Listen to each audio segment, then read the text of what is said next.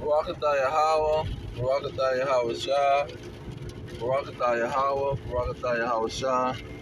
All praises to Yahweh, Bahashem Yahweh Shah, Bahashem Rekakadash. Yahweh being the name of the Heavenly Father. Yahweh Shah being the name of His only begotten Son, who they ignorantly call Jesus Christ. Now, when you go into Bible prophecy, it clearly shows a nuclear holocaust happening in the scriptures. And the scriptures is written in parabolic language, so the average person reading it won't be able to understand what it's talking about. You got to understand the prophets, the history, and the people. And when you go into Hosea,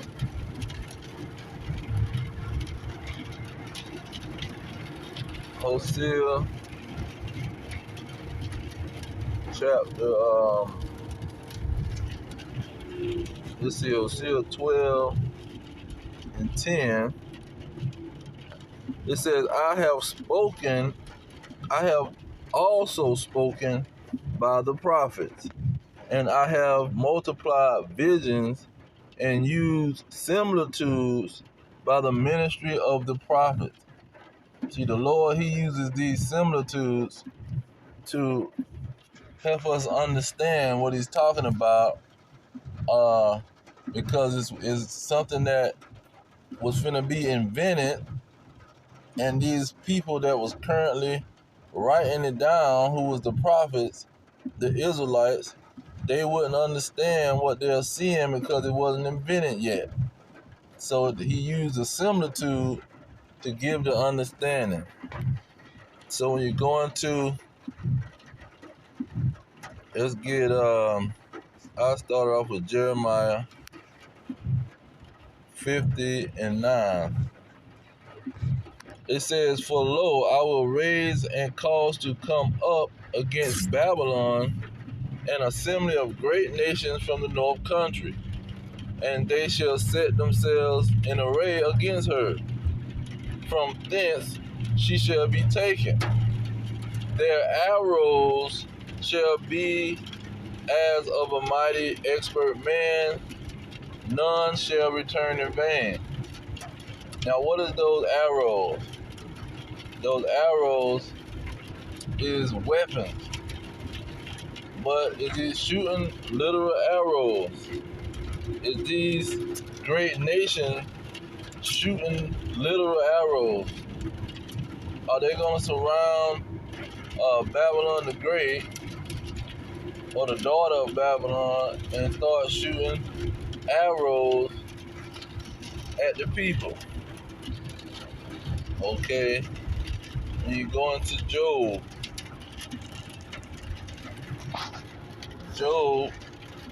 chapter 21, okay, Job chapter 21, Salaki chapter 20, starting at 23, it says, when he is about to fill his belly, God shall cast the fury of his wrath upon him, and shall rain it upon him while he is eating. So what's going to be raining upon him? It says he shall flee from the iron weapon. So the weapon is made of iron. And the bow of steel shall strike him through. What is this bow? Now, Jeremiah talked about arrows, and Job is saying it's a bow. It's a steel bow, a bow of steel, an iron weapon. Okay, then when you go into Second Ezra, let's see, 16, to get right to the point, it says,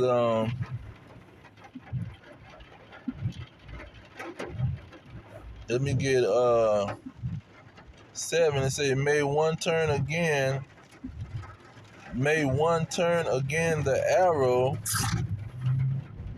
that is shot of a strong archer.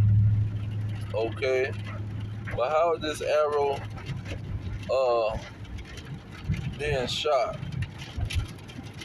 When you go into where is it?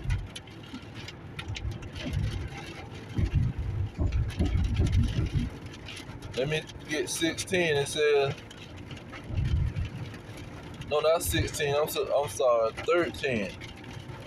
It says, for strong is his right hand that bendeth the bow. See, there go that bow of steel. His arrows that he shoot are sharp and shall not miss when they begin to be shot into the end of the world. So now these arrows is being shot to the ends of the world, meaning they're going to be going from one end to the other. This is what it's talking about. And so this is what Ezra is bringing out, that it's going to be a sword sent by the Lord, and they're going to be bow and arrows, a situation like bow and arrows. But mind you, these prophets is speaking in similitudes. So you can't take it literal and think that people really using a bow and arrow. Now it says of a mighty archer. So let's get Judges 5 and 11. It says, they that are delivered from the noise of the archers in the place of drawn water, there shall they rehearse the righteous acts of the Lord. Now, here go another one. That's talking about,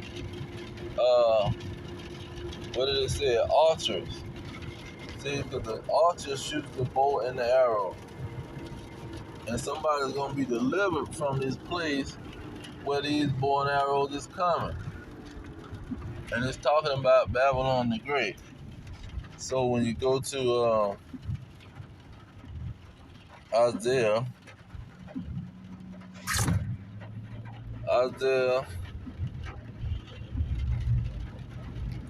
54, 16 and 17, the end of Isaiah 54, it says, behold, I have created that coal in the fire. I have created the smith that blow the coals in the fire. So the scientist or the blacksmith that's creating this weapon. This is what he's talking about. And that bring forth an instrument for his work. So he creating this weapon for some work he's trying to do. Put in some work, as they say.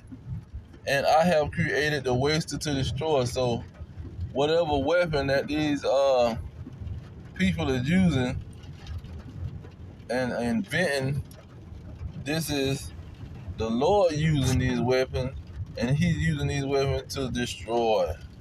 That's why I said no weapon shall prosper, because this is how Babylon the Great is going to be destroyed, by a massive weapon. Let's get another one.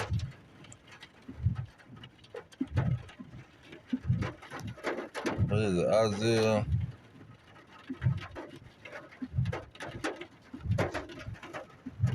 Isaiah, let's see, 34 and 5. It say, for my sword shall be bathed in heaven. How is it going to be bathed in heaven? When you jump back up to verse 4, it say, and all the hosts of heaven shall be dissolved, and the hosts of heaven shall be rolled together as a scroll, and all the hosts shall fall down. So it's going to be something in the sky falling down. As the leaf falleth off the vine and the fig from the fig tree. For my sword, meaning his weapon, shall be bathed in heaven. Behold, it shall come down upon Idumea and upon the people of my curse to judgment. And that Idumea is talking about the Edomites, The next verse is talking about, let's read the last sentence of the next verse. Say, for the Lord have a sacrifice in Basra, that's America, and a great slaughter in the land of Idumea. See, this is where the land is talking about the people. It's not talking about a literal land. It's just saying these people is going to be the one that the Lord is bombing and hitting them with these nuclear missiles. So I just want to bring out those precepts about these nuclear missiles destroying Babylon the Great America. And this is the prophecy that is coming up, and we're finna see with our own two eyes. But I'm going to leave it there. All praises to Yahweh, Hashem Yahweh Shai, Hashem Kakadash. Double honors to the elders pushing the truth. Peace to the elect worldwide. Our kingdom is at hand. Shalom.